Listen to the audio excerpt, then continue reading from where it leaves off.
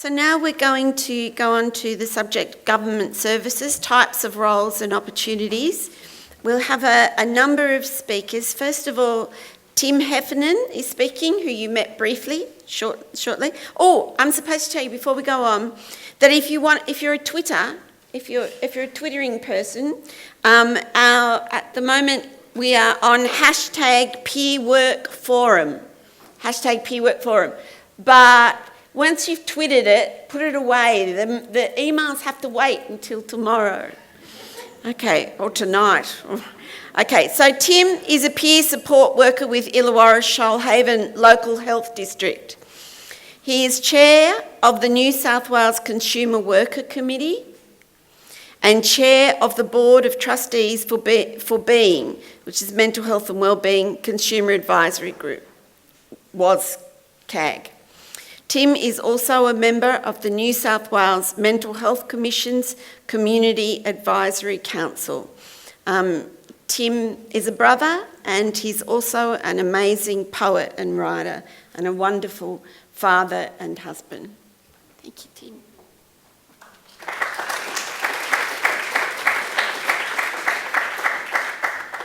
So we might get the other peer workers out here, I think. We were going to be sort of more interactive. We could do it from where you're sitting, I suppose, or stand, I don't know. But so I'd like to bring to the stage anyway Peter Sharken, who works as a peer support worker. Peter, we might have to congregate around the stage, Peter. As a mental health activist, he's actually our patriarch, I suppose, the longest serving peer support worker and founding member of the New South Wales Consumer Worker Committee. Peter is also on the board of New South Wales CAG. Was on the board, yeah. From 1993 to 2000. He alleges that he's done over 600 presentations in that time, including at THEMS and psychiatry conferences. So he should be pretty well known, and very active at the local, state and national levels. So we'd also like to invite to the stage Irene Gallagher.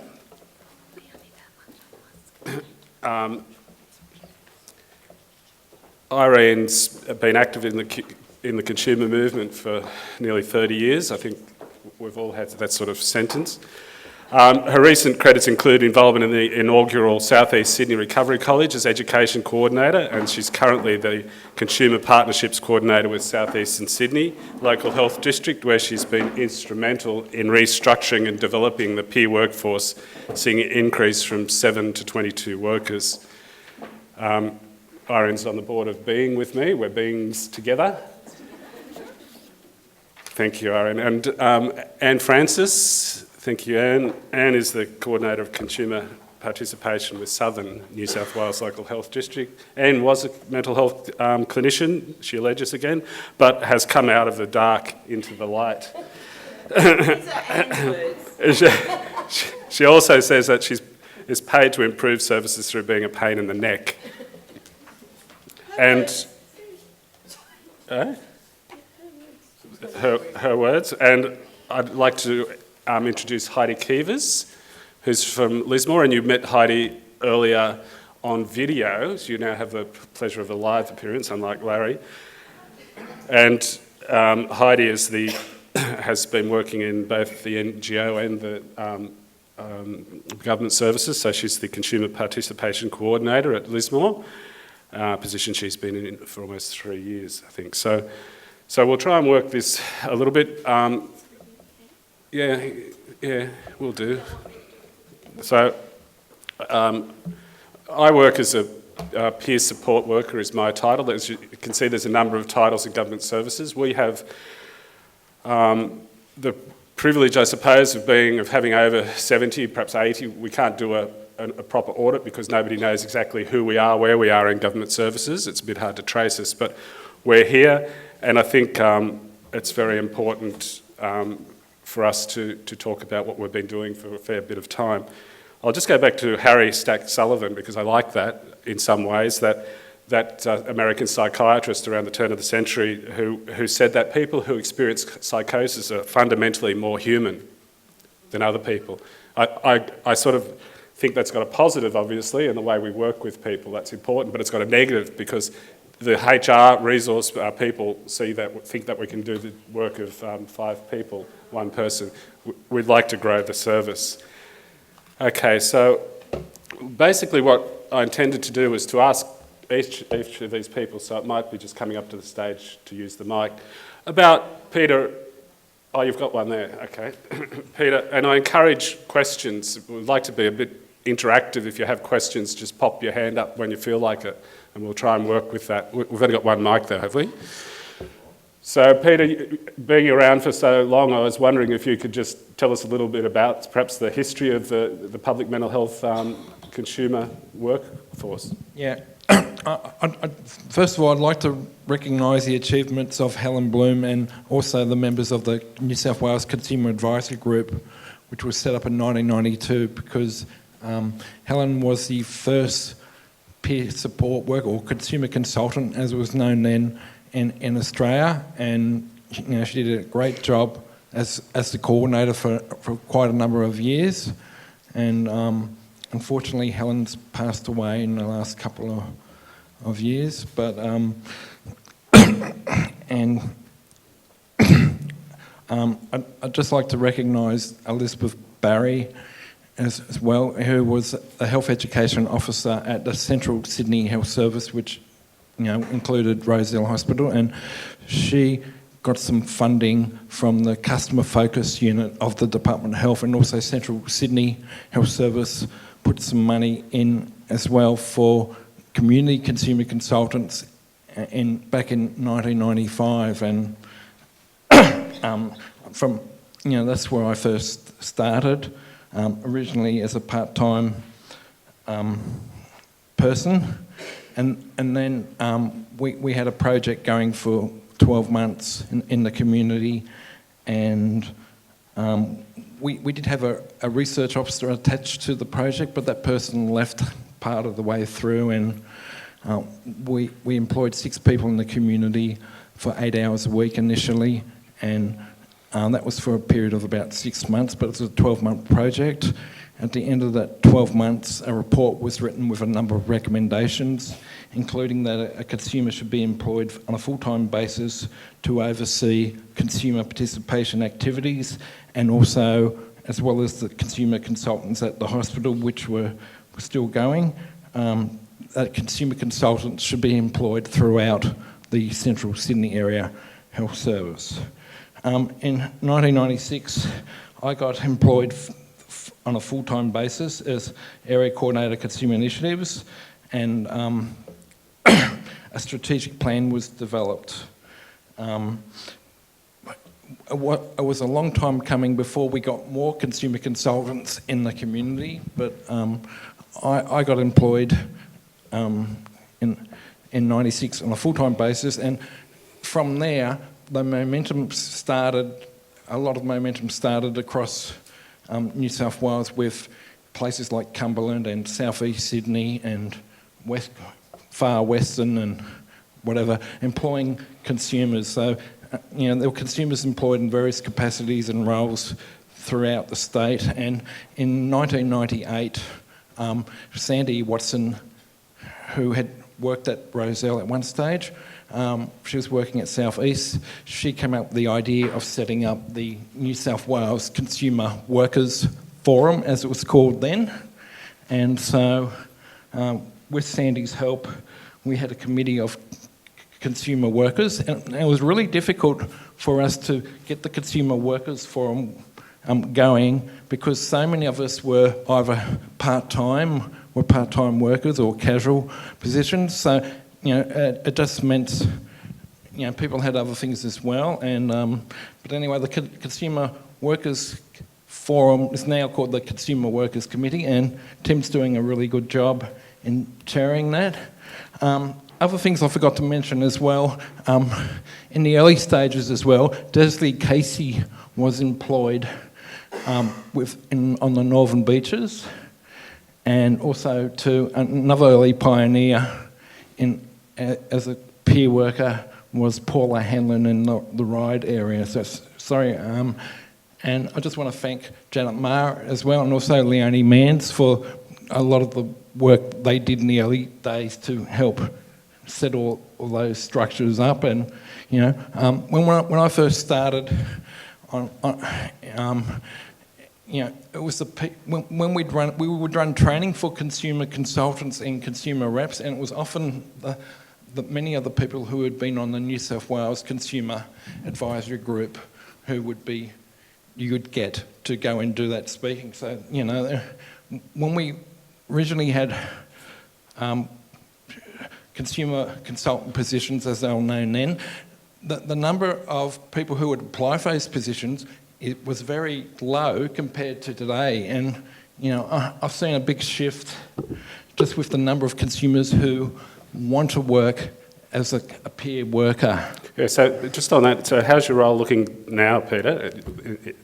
In 2015, how do you find the role on the ground? Okay. I guess at the moment, I'm also, to let you know, I'm doing the certificate for peer work through the Mental Health Coordinating Council, and with the people from the public workforce, there's me, there's Phil Escott and Lily Wu, and also other people from the non-government sector as well. My job these days, I do talks in the staff orientation, the suicide prevention awareness course, I do talks there. I'm doing a talk in a couple of weeks' time at Sydney Uni with the occupational therapy students.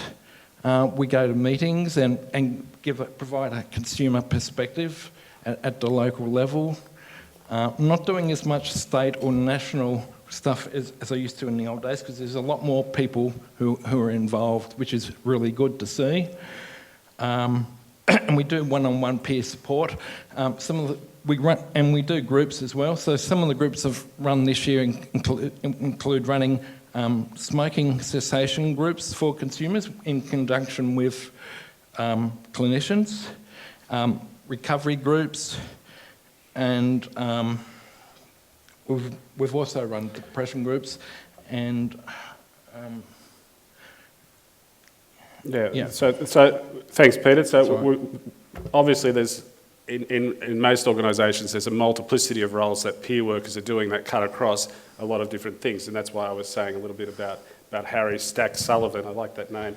About us being a bit more than human, we're expected to do a lot. Yeah, and I just mentioned we also run 2 consumer forums a year for people with mental illness in the local level and get up to 40 people. And there's another one where we involve staff and carers and NGOs, and it's called Living in the Community, which has been running since 2003, and we get media coverage for that in the local area. And it's a forum on recovery from mental illness. So this year's theme is going to be physical health. Yeah, thanks.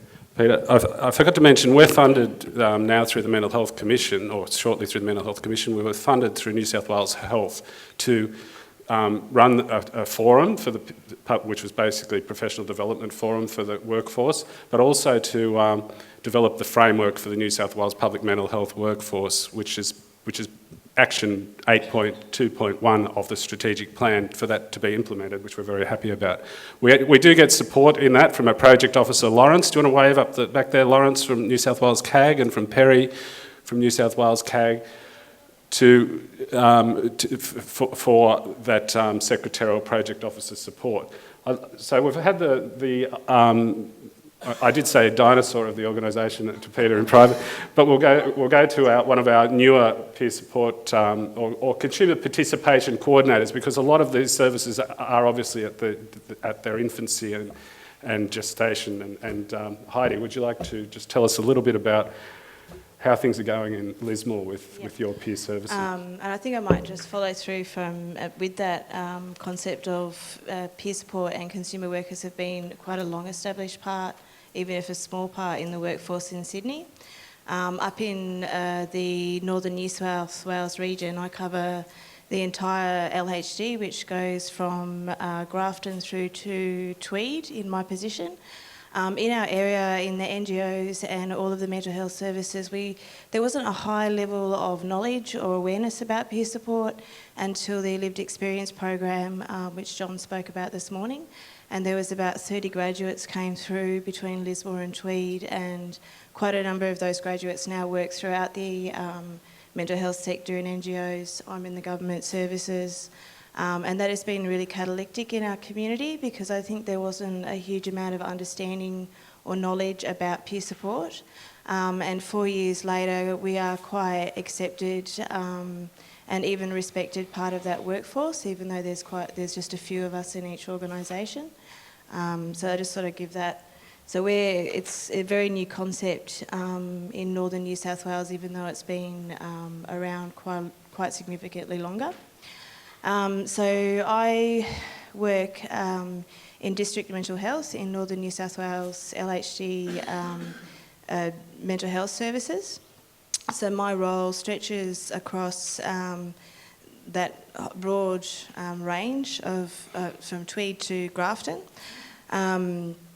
And my role essentially is to be the consultant to the senior management, the consumer consultant to senior management, and to integrate consumer partnership throughout the entire LHD. So in that role, I only work 2 days a week, and I've been there for 2.5 years. I do a very broad range of tasks. I cover a very wide area. One of my managers in my initial period said to me, "Oh, your job description is standard 2 of the accreditation," which is quite an enormous. I'm sure some people that work in health can understand the scope of that. And I'm thinking 2 days a week, and what is this accreditation standard? But in the amount of time that I've actually been there, just having that 2 days, bringing in that consumer perspective into management, and also having that designated time within that organisation has enabled quite a rapid pace of involvement and partnership initiatives coming through. So I'll just outline, my role is very broad ranging, so I'll just outline a couple of the different things that have actually come through in the last 2.5 years, which I think is quite progressive. When I first started, I went through and I spoke to staff and different people in the organisation and different consultants that have been there, and there hadn't been a high level of consumer consultation or partnership or focus on partnership in the organisation, just simply because there wasn't that time. So in that early period when I did that, there'd been maybe 3 or 4 consultants here and there on different projects involved. So is that still working? No.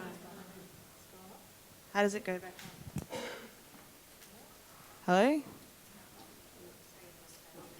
Come up here. Yeah? Okay, so now, is that working? Come closer. So now we have, I think we have about 15 to 20. Yeah? Oh yeah, that one's working. Yeah? I was just standing right there. Yeah.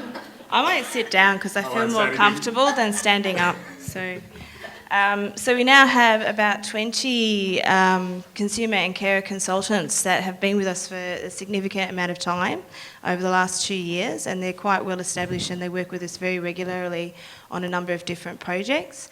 Some of them are members of our mental health forum, which is a regular forum that works with senior managers and board. 3 of our board members are part of that. Our LHD board members are part of that forum, so they have a direct voice with management and the board, and that covers a very broad spectrum of activities, and that's actually becoming more and more exciting because that group of consultants are getting more confident and more involved in the broader organisation, and they really are real advocates for systemic change in our service, and they're participating in a lot of service development committees independently of the forum. So that's one thing that's coming through, and I work to support and facilitate the participation of those members. Another initiatives that are coming through is there's a lot more focus. I think having the mental health forum there and that communication between the senior management and the and the consultants directly, which is a lot more heartfelt and feeling about what occurs for themselves and their loved ones as they go through the service. There seems to be quite a lot of focus within the senior management now to bringing through a lot more person-centred, recovery-focused, trauma-informed based practices. So I work with the senior management to look at how we can integrate that throughout our governance structures and throughout the service. What else are we doing? There's quite a lot of work coming through with the forum's support and encouragement in changing our actual physical environments within the service so that our hospitals are less clinical and sterile. That's quite a big, strong thrust coming through. I think I do some staff education around person-centred care, recovery and consumer partnership. What else do I do in my role? We have a subacute ward being developed in Byron Bay, and there's a lot of strong involvement from the forum members and myself in the actual layout and design of that, and also the model of care that's being developed, how people will be worked with in that environment in a recovery focus. And that's where we're actually hoping that we may be able to introduce peer support workers, because I'm the only consumer worker in my service at the moment that's paid. We have a couple of volunteer peer support workers. So we're trying to progress with funding more positions. And I'm just trying to... Heidi, I'm just aware of time. We're on that's a okay. strict limit, and we still have two people who'd like to have a chat with us. So I might just go to our next change of plan. Just I think one of my early experiences, because I work in community mental health rehab, but I do groups on the inpatient wards, and going into a ward, and one fellow like me with bipolar, racing around saying to everyone, come to this group. My grandmother, she said to me, if you're sick, you don't go to the doctor, you go to the person who's recovered from the illness for advice.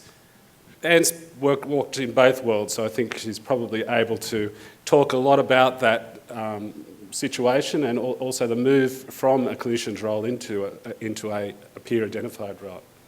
Actually, it's interesting, just looking around the room, there are a number of people here who would have known me in my former management role within mental health services. I actually come from a family with a very long history of major depressive illness, and have experienced it all my adult life. And possibly earlier than that, I was a pretty miserable teenager. But then I understand that at 17, it relates to lots of people, not just me. It wasn't until I was actually managing community mental health service in southwestern Sydney in 2002 where I became so unwell I was hospitalised. And that was actually something of an epiphany. Because the penny finally dropped that I was not only a clinician, I was also a consumer. I went into hospital and suddenly found myself not able to express what was going on in my own life. I was being told that I needed to go to self-esteem groups and assertiveness groups. Now, I defy anybody in this room who knows me that thinks I need to go to assertiveness training groups. And I worked out that, in fact, what I was being given was a formula, and the formula didn't apply to me, and it didn't apply to most people. And it was something I'd been doing. I started my mental health nurse training in 1970, and I don't want anybody to see anybody with calculators, thanks. So I've been around a long time, and I've worked in a lot of spheres. I've worked in managed inpatient units, managed community teams. I was the acting director of community mental health in Western Sydney for a while. I was clinical service manager. And here I was in this powerless position of actually not being heard when I said, I really need to sleep. I want to sleep. I'm really tired. Just give me space so I can relax, and then I'll get engaged in whatever you're talking about. But really, I don't need this stuff because this isn't who I am when I'm well. And I really started to think about what it means to be a patient. And I know that if I was running a service now, it'd be a very different service to the one I ran. Because we're all all very well-meaning, all caring, all really wanting to do the best we could do, given the knowledge that we had within the system and what we were trained to do, was actually extremely disempowering. Took the responsibility from people, didn't acknowledge the role of carers. And in fact, I can actually, have the experience of remembering not hearing carers when they were telling you that something was going on, because we were the professionals, we knew better. Just happened that I decided that I needed to make a considerable change in my life, and I saw an ad in the paper for a consumer coordinator, which necessitated a move to Queanbeyan, but as I'm a country girl, it was no big deal. So I rang them up and told them, all of my experience as a clinician and a manager, etc., etc. And at the end of this conversation, the Robin said to me, there's just one thing. And she said, you need to be a consumer. And I said, I can do that. So since 2007, I've been the Senior Consumer Participation Coordinator in what used to be the Greater Southern Area Health Service, but now is just on, I just work on the southern side, covering enormous area of fairly vast rural area with very, very few consumer workers.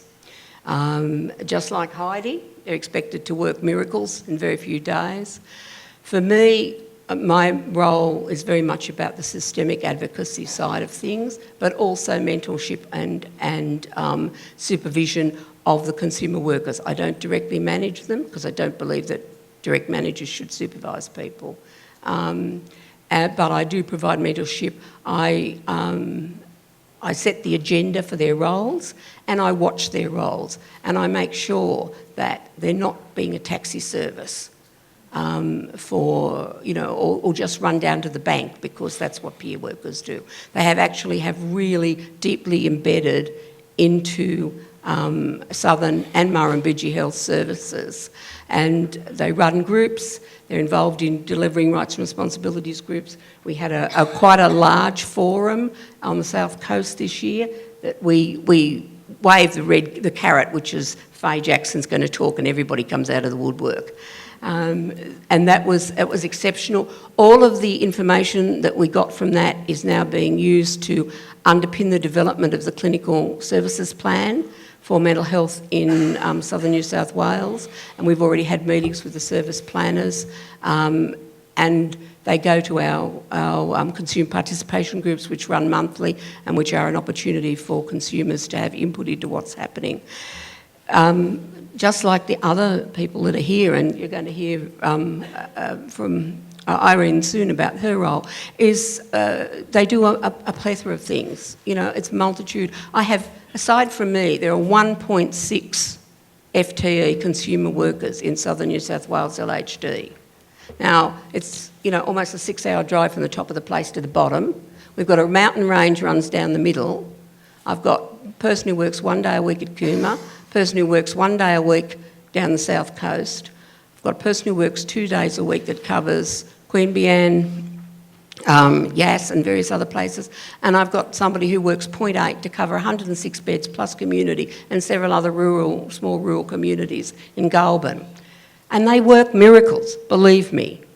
One of them left. I have heard nothing from the staff for the last 12 months, but is he coming back? Is he coming back? We need him. He does so much good work here. So, I can't tell you. I wish that I was back being a manager. No, I don't. I never wish I was back being a manager. But, if I was, clinicians, know their job, but they're clinicians. The lived experience, cannot be replicated just by thinking It has to be that lived experience. And the challenge for clinicians, particularly those who have the lived experience, is being prepared to put your hand up. I am so over having clinicians say to me, "You're so brave."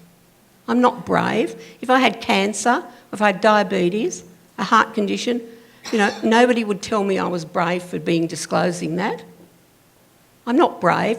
I just had an epiphany, as I said, about what my experience could actually bring to my role, and moved from clinician to peer support worker to be able to enhance and facilitate people's ability to recover, because everybody has that capacity, whatever recovery means for them. I think Thanks. I would just say that you shouldn't underplay your courage, because if you had diabetes or cancer, you wouldn't be discriminated against the way you may be as a person with mental health issues. Yeah. Actually, that's one of the Thanks, things that makes is a benefit for me, is that having had the clinical background, is that there's lots of stuff that I can't be challenged on. And not because I had a junior one, because I had a senior role. Yes. And so I know lots of the HR stuff, I know the policies, I know all that sort of thing. So it's harder to discriminate against It's harder to discriminate against me because I'm, I think the issue of disclosure, like, get over it. Not you, Alan. I think that this is a societal thing. You know, when I came out after 20 years as a high school teacher, even though I had a psychosis 23 sort of thing, and spent 20 years as a high school teacher, and had to come out with a 12-year-old daughter and a 6-year-old daughter in a regional town called Wollongong. It wasn't a big deal. We survived. You know, we get through this thing. There's too much of. I agree. It's not being brave. It's just being about. We're human beings. These things happen. Let's talk about them. It's a good opportunity now when we're talking about local health districts that are growing the peer workforce, I think, and some of the good factors of that, and also some of the issues involved in that. And I think Irene Gallagher from South East Sydney Local Health District will be able to tell us a little bit about that tension between actually wanting to do things and doing them.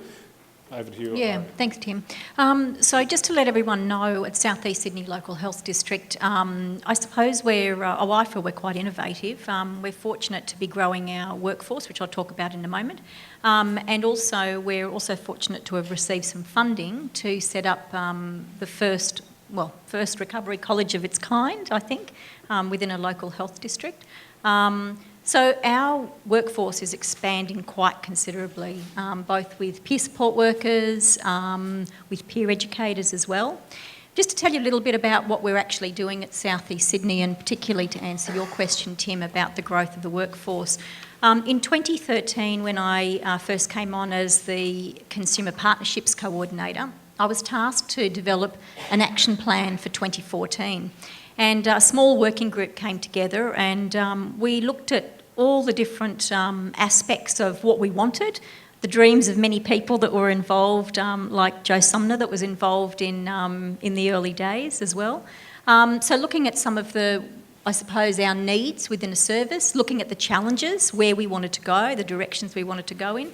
What we had found was we had about 7 peer workers in 2013, which continued into 2014. And one of the issues was in developing the action plan and looking fairly closely at it, and specifically looking at some of the gaps that needed to be looked at, worked on, was we didn't actually have a delineation of a role. We had people that were employed as consumer workers, consumer reps, consumer consultants. I think we may have had some consumer advocates. I know my role over the years had morphed many times with many different titles. And I guess the challenges in that was that we had people that were being pulled from one end of the service to the other end of the service. So potentially we could have had one individual that could have been sitting on, 14, 15 committees, also undertaking peer support work, being involved in essentials of care, and so many different aspects of our organisation. So one of the tasks in, I suppose, looking at the action plan, looking at the needs of our service, was being able to delineate the role, was looking overseas, doing as much research as I possibly could, working with our team as well in addressing the action plan and in developing the workforce. I suppose it was thought that our first stage in growing the workforce was, as I said, was in delineating the roles, and we thought that phase 1 would probably be good to embrace a peer support workforce. What we found was that we had so many of our peer workers that were sitting on committees that one-on-one work was missing, and that was the feedback that was coming through from our consumers and our clients. So as we progress and transition through a restructure, we're moving to a workforce which was 7 in 2013 and part of 2014, and moving to a workforce of 22 by the time we finished. We also do have 4 people that are employed at the Recovery College as well, and I think we probably are at around about 16 or 18, about 20 peer educators that are contracted with our service as well. So it's really exciting times for us at South East Sydney. Challenges, just very quickly, is in delineating the role, I suppose, in a service that is used to operating in a certain way, a service that's used to working with a peer workforce in a certain way. We still find that our new peer support workers are still being asked to sit on committees and to, I suppose, undertake tasks that don't necessarily fit within a specific peer support worker role.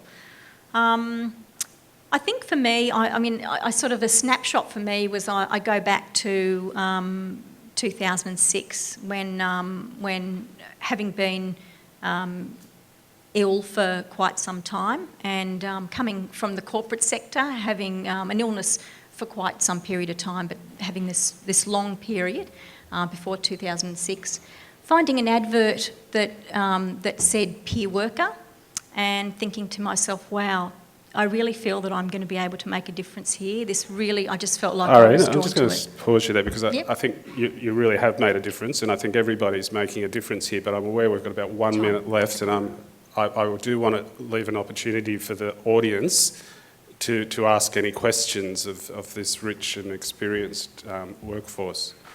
Jenny. Oh, Mike. It's like a relay. And I just wanted to ask you, in particular, from a rural and regional perspective, you talked about there not being a plethora of peer workers in your region, and I know you've got experience in the Murrumbidgee as well. The organisations in the room that do come from rural, remote and regional areas, what can we do as organisations to support peer workers who may be the only peer worker for kilometres in terms of professional development, but also, you know, that collegiate support that can only be found through other peers? Employ more peer workers.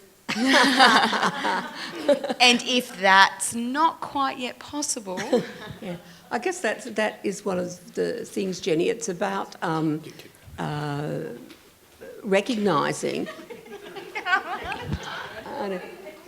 It's about, I think, what Pam and what's your name?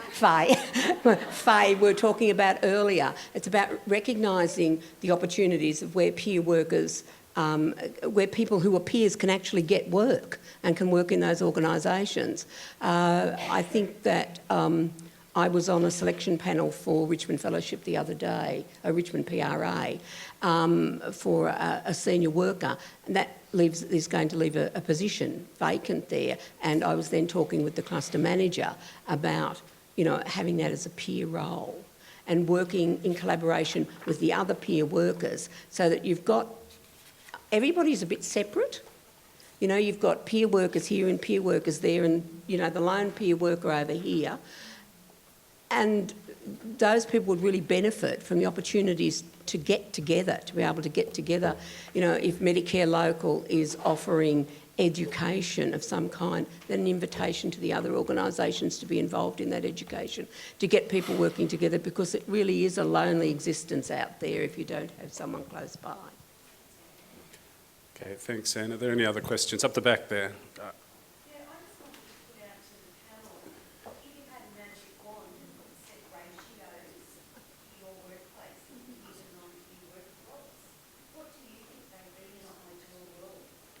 Ratios. Thanks, Tina. It's a good question, and I'd like to see. You know, we've got in our framework two workers, peer workers in every service.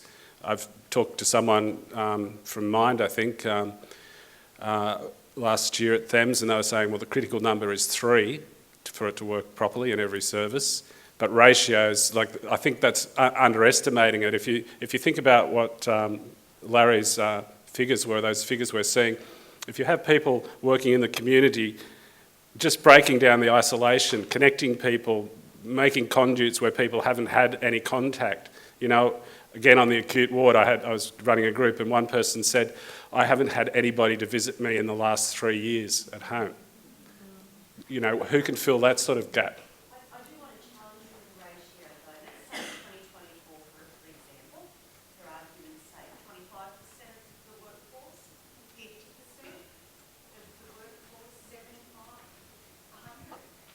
50% would be really nice. You do have to have clinicians. You know, they do have their uses. There are Peer run, yes, but in the acute, the end of the acute spectrum, you know, you're probably going to have to continue to have clinicians, given that I'm one, or have been. And I think that's important, but I having had this one particular person who did a lot of work in the inpatient unit, one of the things that's been really significant and that I'm hearing from the psychiatrists and from their staff is, can he come back? Because what he does is he diffuses situations. He sits down and talks to people. The staff have actually recognised that there's a huge difference in the acute inpatient unit without this person available. Mind you, he is meant to cover 106 inpatient beds in his 4 days a week, plus community, plus other places.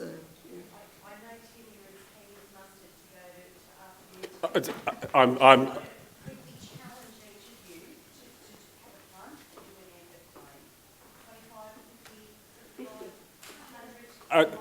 from my perspective, it depends on what service you're in. I think a lot of the community managed NGO services should be 50.